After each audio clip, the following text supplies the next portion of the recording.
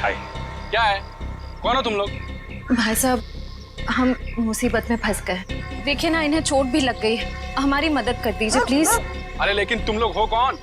Actually वक्त के मारे शादी में जा रहे थे कि गाड़ी खराब हो गई और ऊपर से चोट भी लगी मुझे। क्या मदद कर सकता हूँ? एक फोन करना था, मेरे मोबाइल की बैटरी चली गई।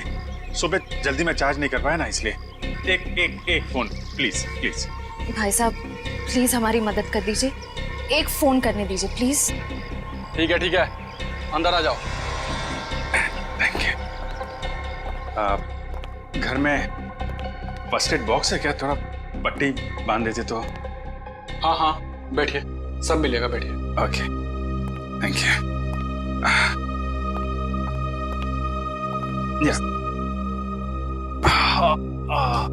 ओह, ये आपके पास पेन किलर है क्या?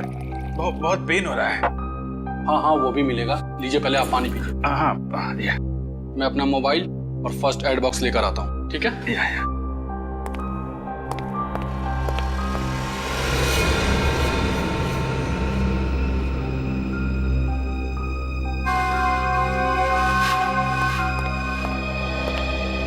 सही टाइम हो गया है।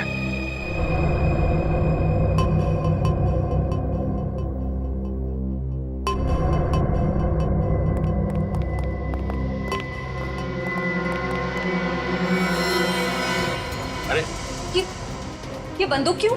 तुम लोग भी बड़े बेवकूफ हो। मदद मांगना है वो भी हमारे पास। कौन हो तुम लोग? लुटेरे, या तो फिर यूं कह लो कि खूनी। 2 खून तो हम कर चुके हैं और अब 2 और करेंगे, वो भी तुम्हारा। नहीं सर, प्लीज हमें मत मारिए प्लीज। ए, चुपचाप गहने निकाल, सारे गहने निकाल। तुम बहुत गलत कर रहे हो। कौन हो तुम लोग? CID। भाग, भाग!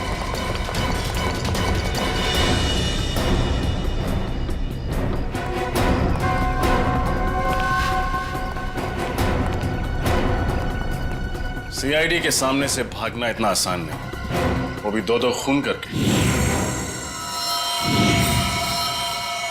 माफ कर दीजिए साहब, हमें साहब प्लीज साहब माफ कर दीजिए। माफी के लायक तुमने काम ही नहीं किया है जो तुम्हें माफ कर दिया जाए। तुम तीनों के खिलाफ बहुत सारे सबूत है हमारे पास। लक्षिता और इंद्राणी का खून किया तुम लोगों ने। चलो, टाइम पूरा हो गया तुम्हारा, निकलो। Sir, good job. Thank you sir. चलो।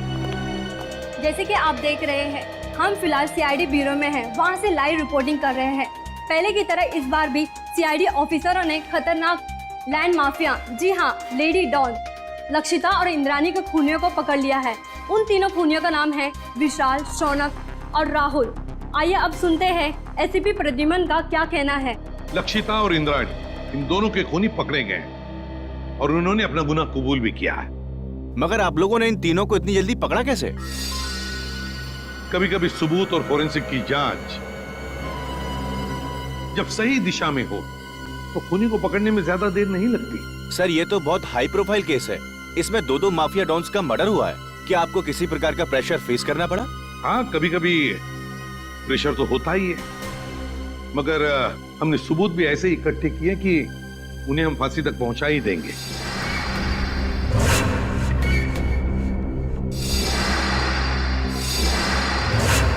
और अगले हफ्ते हम अपनी चार्जशीट फाइल करेंगे और उसके बाद ही कोर्ट की कार्रवाई शुरू होगी। ठीक है, थैंक यू वेरी मच। अब जा सकते हैं।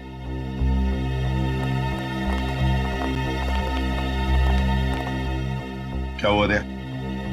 चुप क्यों? क्या परेशानी है? सर, पता नहीं क्यों मेरा दिल नहीं मानता कि ये तीनों खूनी हैं। क्या? क्यों? सर, फोरेंसिक रिपोर्ट और क्राइम सीन के इन्वेस्टिगेशन से तो यही साबित हुआ है कि खून उन तीनों ने ही किया है। तो सबसे बड़ी बात तो यह है सर कि उन तीनों ने अपना गुनाह कबूल कर लिया कि उन्होंने खून किए। दया सर, आपको कहीं ऐसा तो नहीं लगता ना कि हमने कहीं इन्वेस्टिगेशन में गलती की है या फिर कुछ नजरअंदाज किया हो? नहीं, वैसे तो हमारे इस डबल मर्डर की तहकीकात सही दिशा में जा रही है, हमेशा की तरह से। इस बार भी हमने सारे सबूत इकट्ठा कर लिए, पर पता नहीं क्यों मुझे कुछ सही नहीं लग रहा सर। जो दिख रहा है शायद वो है नहीं, और जो है वो दिख नहीं रहा। आसान के बोल, शादी कर रहा है?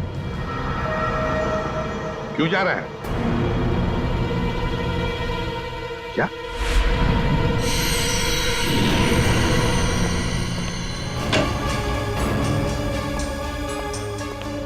वो क्या रहा है? हाँ?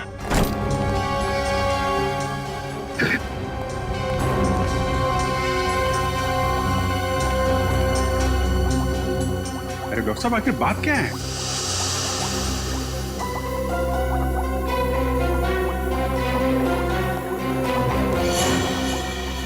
सालों के साथ छुट्टी पर जा रहे हैं और वापस कब लौटेंगे कुछ नहीं पता।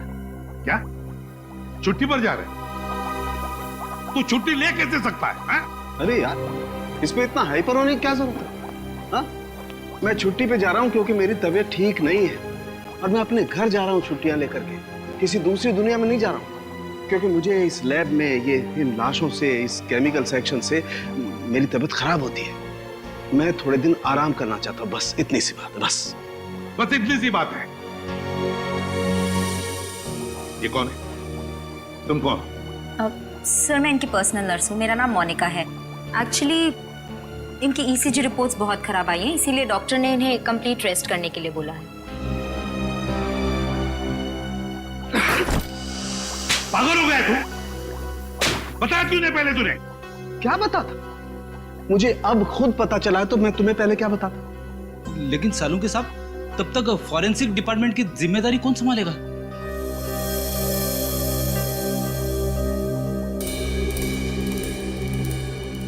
रेडी है, मुझे नहीं पता है। बॉस, किसी दूसरे फॉरेंसिक एक्सपर्ट को बुला लो। मैं कुछ दिन के लिए आराम करना चाहता हूं। मुझसे अब कुछ नहीं हो सकता है और मुझे नहीं मालूम मैं कब वापस लौटूंगा। Thank you.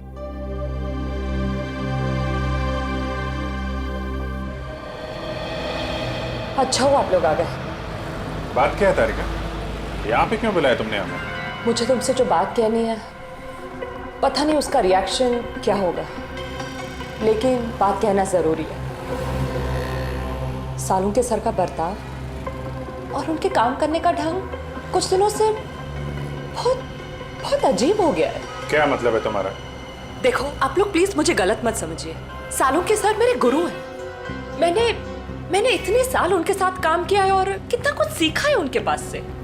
लेकिन इस केस की फोरेंसिक जांच उन्होंने ठीक से नहीं की। कितनी सारी बातों को उन्होंने अनदेखा किया है।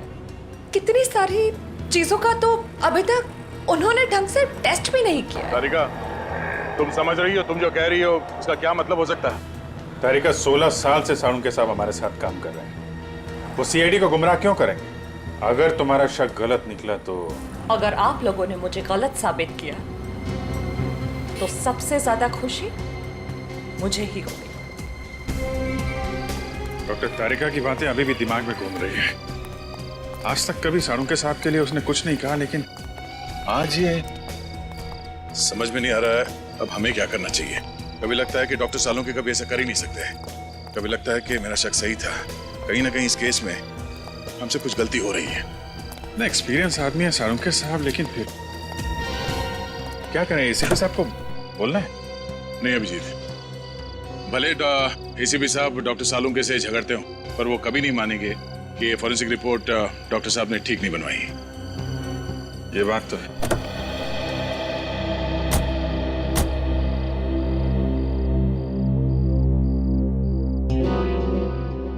ये क्या है?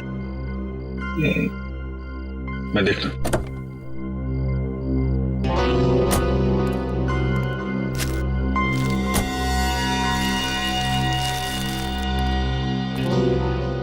चॉकलेट पेपर जैसा लगता है। Chocolate paper? इतने प्यार से फोल्ड करके किसी ने वाइपर पे क्यों रखा?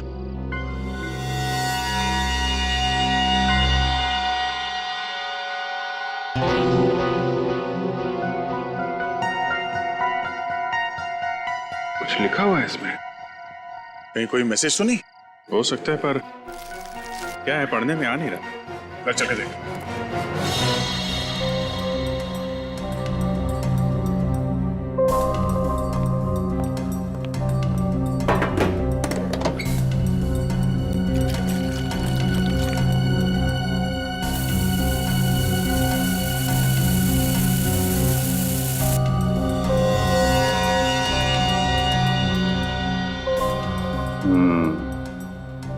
इनविजिबल इंक से लिखा गया था, hotel red central. Hotel red central? Lakshita और इंद्राणी की काम वाली सकूबाई ने भी होटल रेड सेंट्रल का ही नाम लिया था। लक्षिता मैडम और इंद्राणी मैडम 10 सितंबर को रेड सेंटर होटल में जाने वाले थे। होटल रेड सेंट्रल 111 10/9 111 10/9 10/9 मतलब 10 सितंबर, और 111 इस होटल का रूम नंबर हो सकता है। 10 सितंबर को लक्षिता और इंद्राणी का खून हुआ था। कहीं इस होटल रेड सेंट्रल के कमरा नंबर 111 का इस डबल मर्डर केस से कोई संबंध तो नहीं है? हो सकता है दया, इसका पता लगाना पड़ेगा।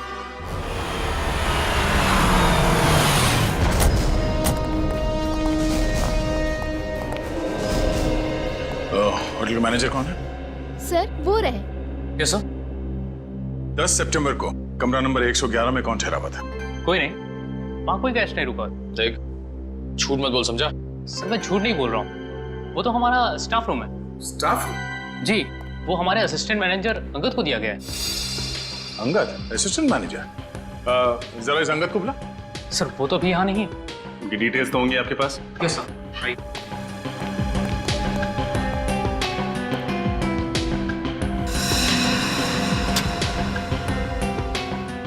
ये अंगद इस वक्त कहाँ होगा, कुछ मालूम है? नहीं सर, अंगद सर अचानक कहीं चले गए हैं। अचानक कहीं चले गए? हाँ सर, 10 तारीख को शाम को 6:30 से 7 के बीच वो रूम की चाबी लेकर बाहर निकला और आते ही बोला कि उसे मुंबई से बाहर जाना है, उसे कुछ दिनों के लिए छुट्टी चाहिए। और कहाँ गया ये बता के नहीं गया? नहीं सर, इनफैक्ट वो अपना सामान लेने अपने रूम में भी नहीं आया। और उस दिन से उनका कमरा खोला भी नहीं गया है। तो आप खोलिए, हमें कमरा नंबर 111 की तलाशी लेनी है। पूरी राहुल, विशाल और शौनक, इन तीनों के खिलाफ चार्जशीट फाइल करने से पहले सब कुछ अच्छी तरह से दोबारा चेक करो।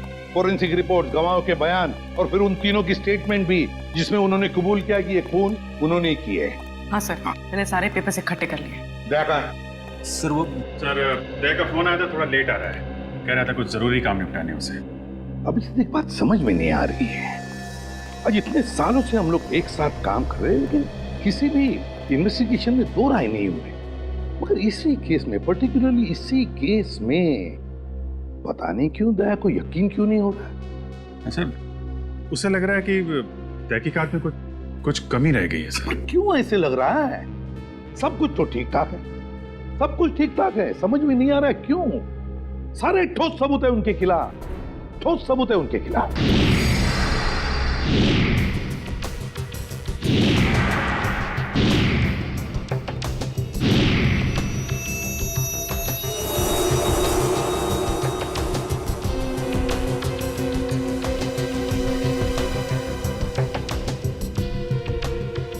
सर, लक्षिता को माथे पे गोली मारी गई है और इंद्राणी को गले पे।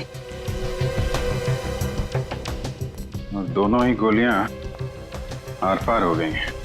हाँ सर, और दोनों के शरीर पे कोई चोट या खरोच के निशान नहीं है। मतलब मौत से पहले हाथापाई नहीं हुई?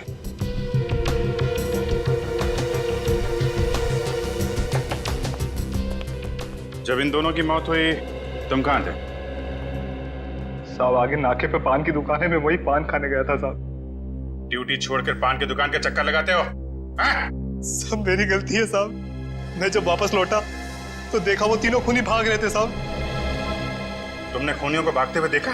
हाँ साहब, लक्षिता मैडम और इंद्राणी मैडम के दुश्मन थे साहब, उनके हाथ में बंदूक भी थी साहब। कौन है दुश्मन उनका? सर वो विशाल, शौनक और राहुल।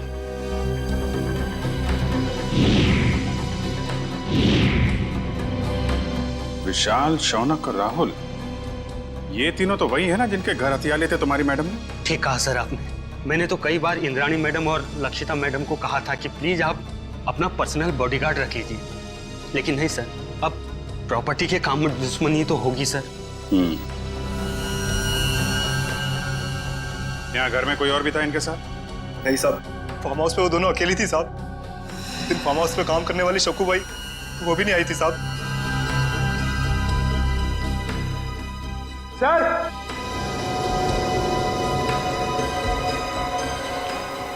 हाँ पंकज, सर ये देखिए, यहाँ पे ये खून है और जूते जैसा कोई निशान बना है वहाँ पे।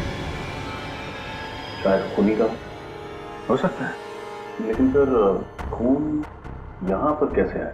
हाँ सर, जब खूनी ने लक्षिता और इंद्राणी पे गोली चलाई तो वो लोग सोफे के आसपास बैठे हुए थे, तो खून वहां होना चाहिए था। खून यहाँ पे कैसे आया? ठीक है ना, लेकिन ये भी हो सकता है कि उनको गोली मारने के बाद खूनी यहाँ से भाग रहे हो और कोई सीढ़ी पे लड़खड़ा के गिर गया, चोट लग गई और खून निकल आया। हाँ सर, ये हो सकता है। पंकज, ये दीवार पे जितने भी बुलेट्स हैं सबको निकालो और फॉरेंसिक लैब भेज दो। सर फिर तो बैलिस्टिक रिपोर्ट से पता चल जाएगा कि लक्षिता और इंद्राणी पे यही गोलियां चली थी। करेक्ट। और उंगलियों के निशान और खून की जांच से यह भी पता चल जाएगा कि वो खून विशाल, शौनक और राहुल में से किसका है। एक काम करो, जितने भी आई विटनेस है सबके स्टेटमेंट लो और तुषार से साइन करा लो। सर। रजत, सक्कू भाई को बुलवाओ, पूछताछ करो उससे। सचिन, विशाल, शौनक और राहुल तीनों की फोटोग्राफ सारे पुलिस स्टेशन में भेजो। सारे मोबाइल वैन और चेक नाके पे भी भेजो। तीनों बच के जाने नहीं चाहिए। सक्कू भाई, मैं तुमसे कुछ सवाल पूछूंगा, सब सच सच बताना। साहब, सक्कू भाई कभी झूठ नहीं बोलती। अच्छी बात है। आज तुमने लक्षिता मैडम और इंद्राणी मैडम के बर्ताव में कुछ अजीब पाया था? नहीं साहब। अच्छा, राहुल, शौनक और विशाल, इन तीनों का तुम्हारे मैडम के साथ कभी कोई झगड़ा हुआ था? नहीं साहब, मैंने कभी कोई झगड़ा नहीं देखा। तुम्हारी दोनों मैडम यही रहती? नहीं साहब, शनिवार रविवार को आराम करने के लिए वो फार्म हाउस आ जाते थे और सोमवार को चले जाते थे साहब। और कुछ याद है तुम्हें? हाँ साहब, लक्षिता मैडम और Indrani madam hotel red centre में जाने वाले थे। तुम्हें अच्छी तरह याद है कि वो होटल रेड सेंट्रल ही जाने वाले थे? हाँ साहब, मुझे पक्का याद है ना, मैडम ने खाना बनाने के लिए मुझे मना किया था। और हाँ साहब, वो किसी के साथ डिनर करने को जाने वाले थे, लेकिन वो गए नहीं गए मुझे कुछ भी नहीं पता है साहब। मैं वहां से भी चली गई। Hotel red central. इतने सारे सबूत मिले अभिजीत, उंगलियों के निशान, फिर वो गोलियां भी जिससे खून हुआ है, और फिर गवाहों के बयान भी। वही तो सर, उन तीनों के पास इंद्राणी और लक्षिता को मारने का कारण भी था, क्योंकि उन्होंने उन तीनों को बेघर किया था। यहाँ तक कि वॉचमैन ने भी उन्हें खून करके भागते हुए देखा था। और साळुंखे साहब ने भी बताया है, उन्हीं की गोलियों से मौत हुई है लक्षिता और इंद्राणी की। साळुंखे की रिपोर्ट कभी गलत नहीं होती, कभी गलत नहीं होती। लेकिन इस केस की फोरेंसिक जांच उन्होंने ठीक से नहीं की। कितनी सारी बातों को उन्होंने अनदेखा किया है, कितनी सारी चीजों का तो अभी तक उन्होंने ढंग से टेस्ट भी नहीं किया।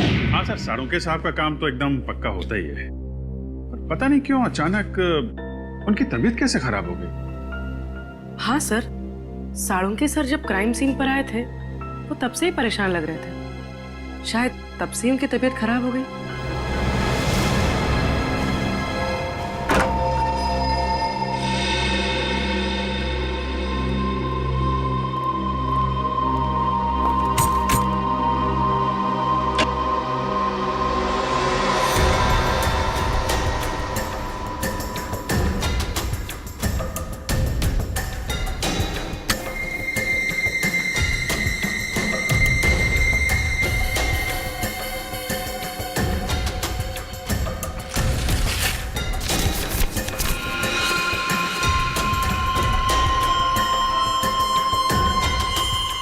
ये तो ब्लड सैंपल कलेक्ट करने की बॉटल है।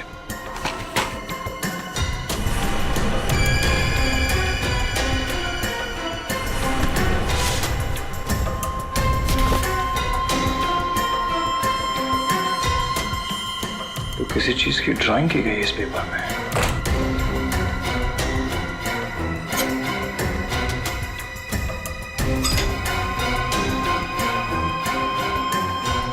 उंगलियों के निशान।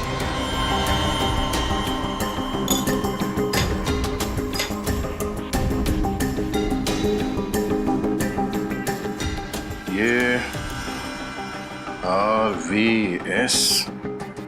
सर, ये देखिए, लगता है कोई अलग अलग आदमियों के उंगलियों के निशान बना रहा था। मैनेजर साहब, क्या इस कमरे में अंदर के अलावा कोई और भी रहता? नहीं सर, वही रहता था। मेरा इस फाइल में ये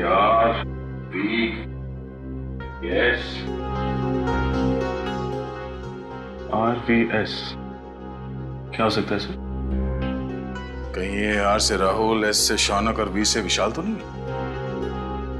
सर लेकिन अंगद ने इन तीनों के फिंगरप्रिंट्स उठाए कहां से? पानी के गिलास पर से या फिर टेबल के ऊपर से?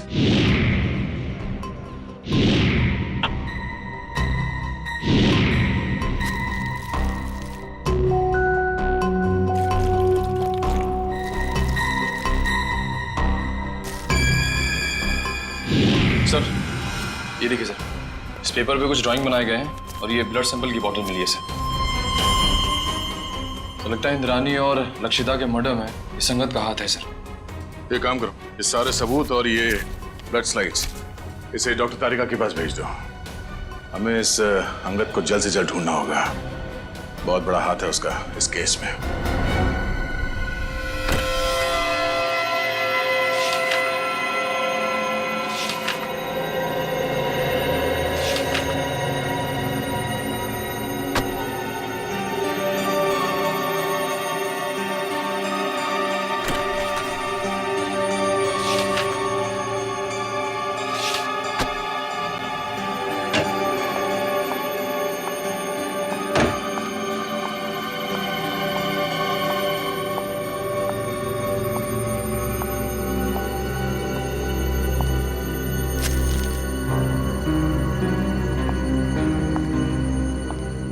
सब आप सचमुच जा रहे हैं? हाँ तारिका, मेरा काम खत्म हो गया और अब ये forensic lab, chemical section, evidence room, इन सब की चाबी तुम संभालो। मैंने अपनी जरूरत के कुछ कागजात अपने साथ ले लिए। लेकिन सर आप ये पेपर्स और फाइल्स क्यों लेकर जा रहे हैं? आपकी तबीयत खराब है इसलिए आपने छुट्टी लिया ना, आराम करने के लिए? या फिर घर पे भी काम करने का इरादा है? नहीं नहीं, ऐसी बात नहीं तारिका। देखो यहाँ का काम तो तुम संभाल लोगी, लेकिन भाई अगर कभी मुझे लैब की याद आई तो इन फाइल्स को देख करके अपना मन बहला लूंगा। सर आप ऐसे क्यों बात कर रहे हैं? आप वापस लौटने वाले ना ठीक होकर? हाँ यस जरूर।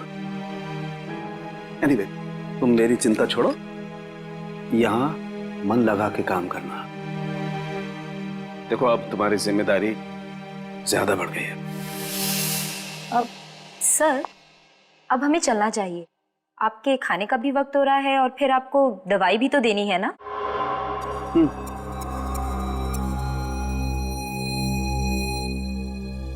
ओके तारिका। सर अपना ख्याल रखिएगा और जल्दी से ठीक होकर वापस आइए। And you take care of yourself. चलिए।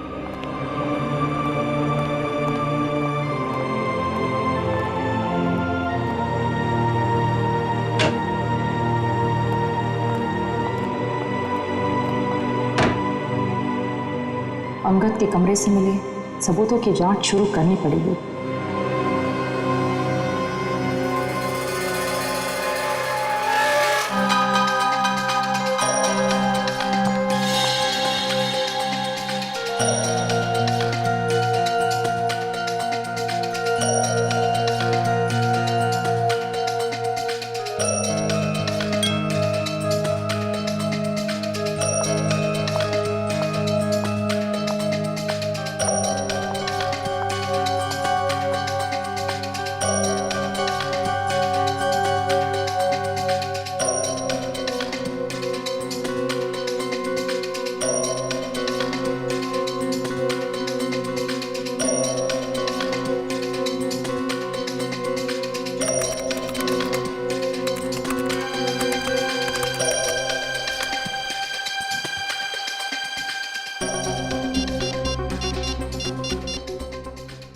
हेलो, डीएनए लैब जी, मुझे डीएनए की जांच करवानी है। हाँ, स्लाइड और रेफरेंस फाइल दोनों भी रेडी है। डॉक्टर सालों के एक्चुअली सालों के साथ छुट्टी पे है, और उनके जगह जो नए हेड ऑफ द डिपार्टमेंट आने वाले हैं उन्हें ज्वाइन करने में थोड़ा टाइम है, लेकिन मैं इस केस में बिल्कुल डिले नहीं कर सकती, इसलिए प्लीज़ आप रिपोर्ट जल्द से जल्द रेडी कर दीजिए। Okay, thank you very much.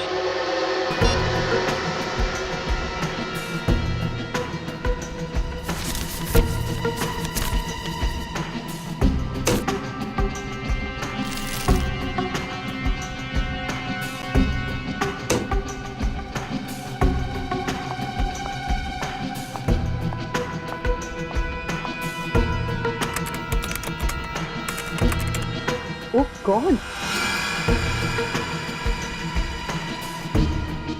ये कैसे हो सकता है?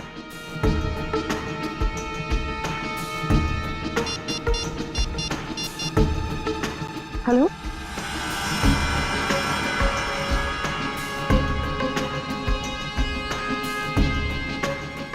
क्या आपको पूरा यकीन है कि वो खून उन्हीं का है? न जाने डॉक्टर तारिका को आप क्या पता चला है। जब उनका फोन आया था तो काफी परेशान लग रही थी। कोई तो बड़ी बात होगी अभिजीत। मुझे लगता है लक्षिता और इंद्राणी के मर्डर केस को रीओपन करना चाहिए और नए सिरे से तहकीकात करनी चाहिए। हमारा शक सही निकला। फिंगरप्रिंट और डीएनए रिपोर्ट।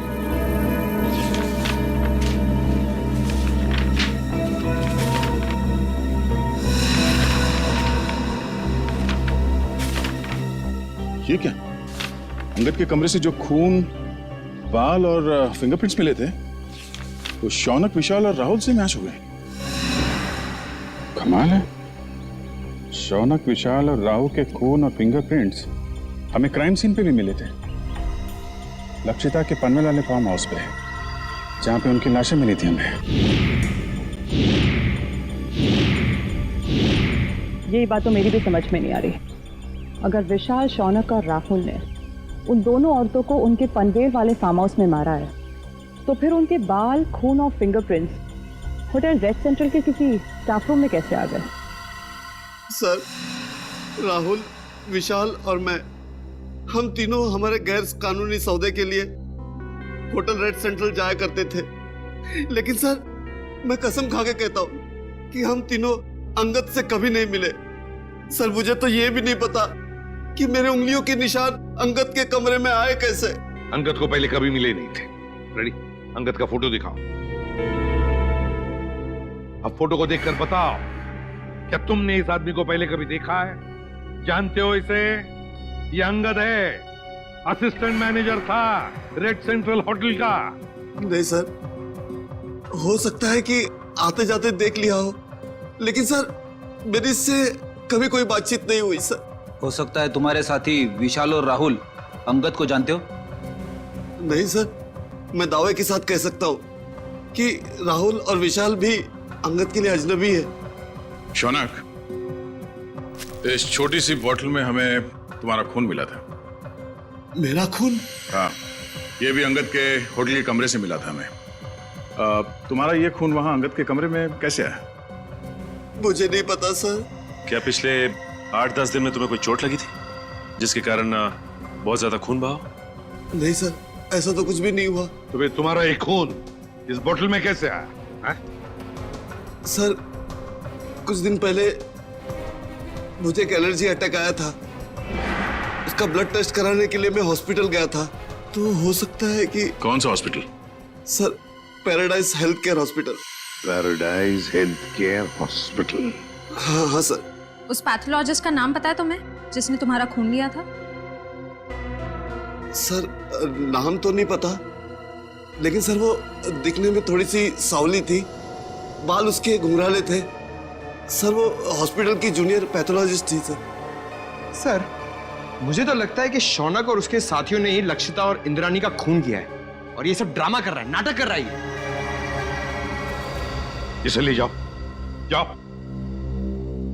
चलो सर।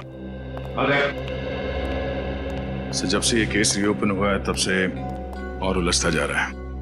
पहले किसी ने मेरी गाड़ी में उस चॉकलेट के पेपर पे होटल रेड सेंटर लिखा और उसी होटल के कमरे से ये अंगद गायब हो गया और उसके कमरे में से इन तीनों के बाल, फिंगरप्रिंट्स और खून मिले। और सर और क्या? सर समझ में नहीं आ रहा कैसे कहूं, आपको मेरी बात का यकीन होगा या नहीं। यकीन करूंगा या नहीं? साफ साफ बताओ दया। सर वो डॉक्टर तारिका को डॉक्टर सालुंके के बर्ताव पे कुछ परेशानी है सर। उसे लगता है कि पोस्टमार्टम और फॉरेंसिक जांच के दौरान वो कुछ परेशान से थे और उन्होंने ये सारे टेस्ट जल्दबाजी में किए थे। तुम सालुंके पर शक कर रहे हो दया? सर कुछ बात तो जरूर है। साफ साफ बताओ दया, बताओ बात क्या है? सर मुझे लगता है कि सेहत का तो सिर्फ बहाना है। क्या मतलब? सर मतलब डॉक्टर सालुंके का लैब में ना आने की असली वजह कहीं ये लक्षिता और इंद्राणी के डबल मर्डर केस तो नहीं है? अगर ये बात है दया तो सालुंके से मिलना पड़ेगा।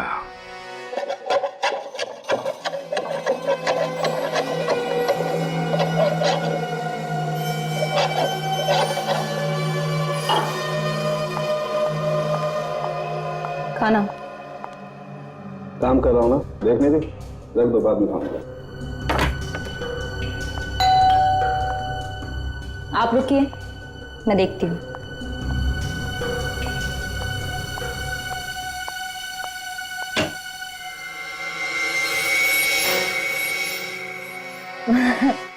सर आप आइए ना प्लीज। अरे प्रद्युमन, दया, अरे आप सब लोग यहाँ? हाँ, तू इतना चौंक क्यों गया हमें देखकर? नहीं मतलब आप सब लोग यहाँ मेरे घर पे इस वक्त किस लिए? हम ये पूछ रहे हैं कि आपकी तबीयत कैसी है। वैसे तो हम यहाँ फोन करके आना चाहते थे, पर आपका फोन कब से स्विच ऑफ आ रहा है। हाँ, वो बैटरी का प्रॉब्लम होगा। सर आपकी तबीयत कैसी है अब? मेरी तबीयत के बारे में छोड़ो, आप लोग ये बताओ कि आप लोग यहाँ पर किस लिए आए? क्यों बस कुछ प्रॉब्लम हुई है? आसाम की प्रॉब्लम तो हुई है। हमारी इन्वेस्टिगेशन और तुम्हारे फोरेंसिक रिपोर्ट में कुछ गलती है। हाँ, गलती? हाँ, हो सकती है, गलती हो सकती है। गलती आपके इन्वेस्टिगेशन में हो सकती है, मेरी रिपोर्ट में कोई गलती नहीं हो सकती। मैं कभी कोई गलती नहीं करता हूं। कहीं आप मेरी 16 साल की काबिलियत पर शक तो नहीं कर रहे?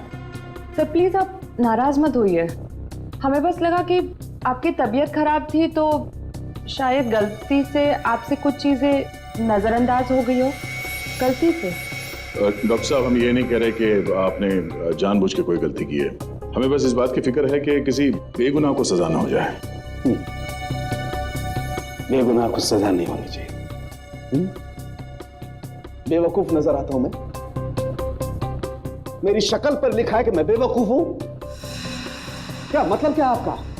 16 साल के बाद आप लोग मेरी काबिलियत पर, मेरी ईमानदारी पर शक कर रहे हैं।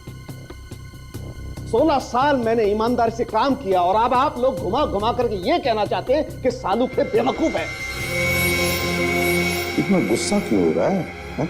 मैं गुस्सा इसलिए हो रहा हूं बॉस, तुम ये कहना चाहते हो कि 16 साल के बाद सालुंके बेईमान है, उसने गलती की है, वो नाकाबिल है। ओके, अगर ऐसा है तो आप इंद्राणी और लक्षिता का पोस्टमार्टम दोबारा करवा लीजिए। That's it, बस। अरे सर, डॉक्टर साहब बात तो सुनिए। ये सालुंके साहब को हो क्या गया? उन्होंने एक बार भी नहीं पूछा कि हमें उनकी रिपोर्ट में कौन सी गलत बात लगती है? वही तो एक बार भी सालुंके ने नहीं पूछा कि रिपोर्ट में गलती क्या है।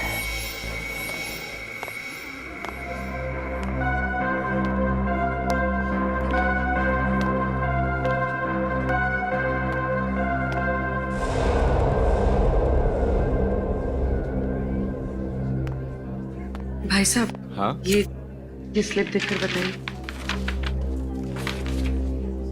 हाँ, आप इस डोर से अंदर चले जाइए।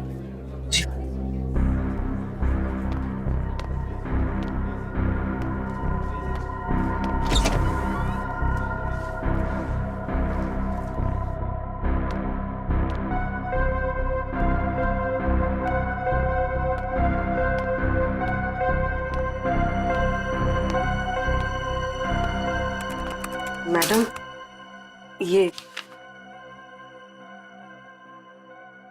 आप उस कुर्सी पे बैठ जाइए। ठीक है।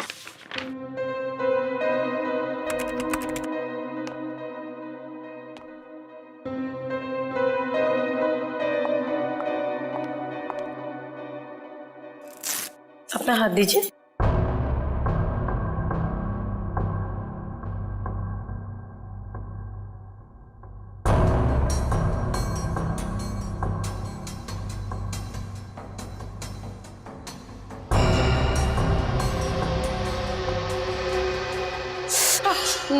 मुझे बहुत डर लग रहा है। घबराइए मत, आपको कुछ नहीं होगा। दीजिए।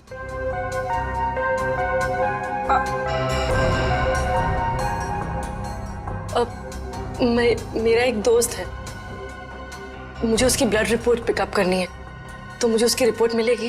पेमेंट स्लिप है आपके पास? स्लिप तो नहीं लाई हूँ, लेकिन उसकी रिपोर्ट्स बहुत अर्जेंट है। वो बीमार है तो आ नहीं सकता। उसका नाम शौनक है। ठीक है, मैं चेक करके आपको बताती हूँ। लेकिन मैंने तो किसी शौनक की रिपोर्ट नहीं देखी, और अगर होती तो रिकॉर्ड में होती। आप यहीं पे रुकिए, मैं देख के बताती हूँ।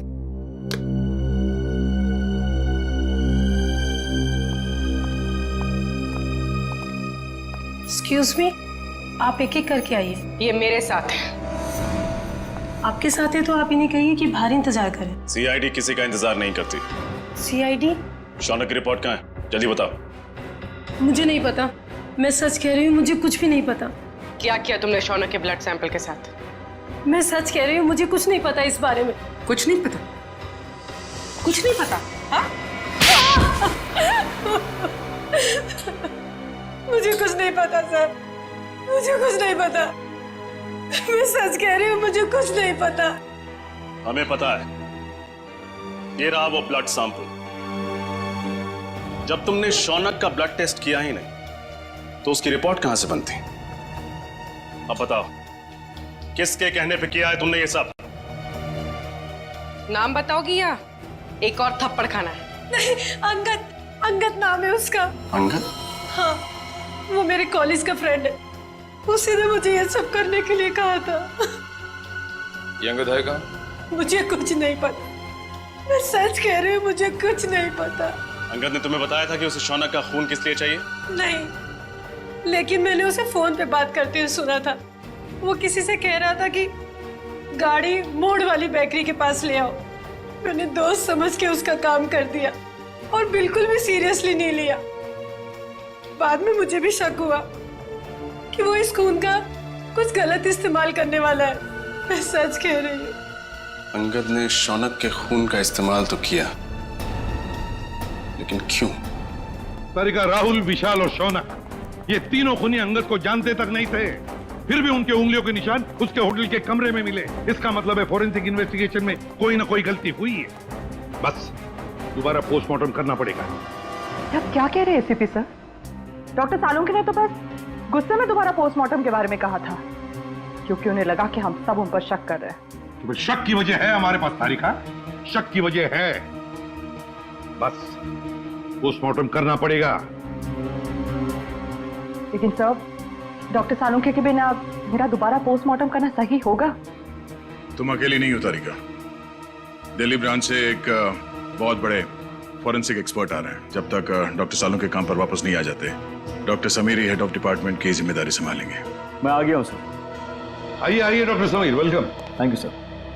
डॉक्टर समीर, ये है डॉक्टर तारिका। इस केस में आपको इनके साथ ही काम करना है। Hello doctor. Hello doctor Sameer, आपके बारे में मैंने बहुत सुना है। आपको तो जीनियस कहा जाता है। नो डॉक्टर तारिका, रियल जीनियस डॉक्टर सालुंके हैं, जिनके साथ तुम इतने सालों से काम करती आई हो। ये तो मेरी खुशनसीबी है कि उनकी जगह मैं यहाँ कुछ दिन काम करूंगा।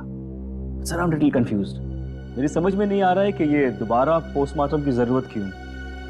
डॉक्टर समीर, ये फैसला क्यों किया, यह आपको पोस्टमार्टम करने पर ही पता चलेगा। ठीक है सर, फिर मैं अपना काम आज से ही शुरू करता हूँ प्लीज। बिकॉज दोबारा पोस्टमार्टम करना ज्यादा मुश्किल है, ज्यादा वक्त लगता है उसमें। Thank you sir, nice meeting you. Can be doctor. Sir, Angad के कमरे में से हमें जो फटे हुए कागज के टुकड़े मिले थे, उन टुकड़ों को मैंने जोड़ दिया है। ये देखिए। ये तो एक कमरे का नक्शा है। कमरे के बीचों बीच एक सोफा है। लगता है सोफे पे दो लोग बैठे हैं और सामने टीवी देख रहे हैं। डिजाइन से तो वही लिविंग रूम लगता है जहाँ से हमें इंद्रानी और लक्षिता की लाशें मिली थी। हाँ सर, जिस वक्त उनकी मौत हुई थी उस वक्त कमरे में टीवी चल रहा था। सर, सोफे पे जो दो लोग बैठे, मुझे तो लगता है ये इंद्रानी और लक्षिता है। सर मगर लक्षिता के घर के लिविंग रूम का नक्शा अंगद के घर में क्या कर रहा है? सर कहीं ऐसा तो नहीं कि ये नक्शा अंगद ने बनाया हो? सर, लक्षिता और इंद्रानी इन दोनों का खून 9 से 11 के बीच में हुआ था सर, और ये अंगद होटल के कमरे से 7 बजे निकल गया था। वही तो दया, इस अंगद को कैसे पता चला 7 बजे से पहले कि 9 और 11 बजे के बीच लक्षिता और इंद्रानी टीवी देखने वाले?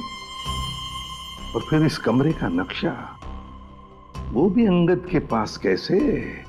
लक्षिता के घर के कमरे का नक्शा। कुछ ना कुछ तो गड़बड़ जरूर है दया, कुछ ना कुछ तो गड़बड़ है।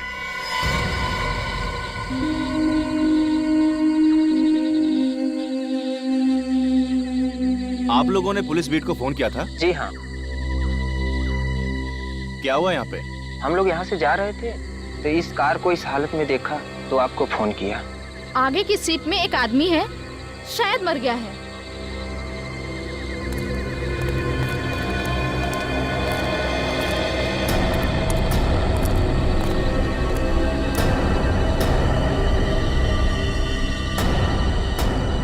अरे ये तो वही है। For more updates, subscribe to our channel, click the show links and enjoy watching the videos.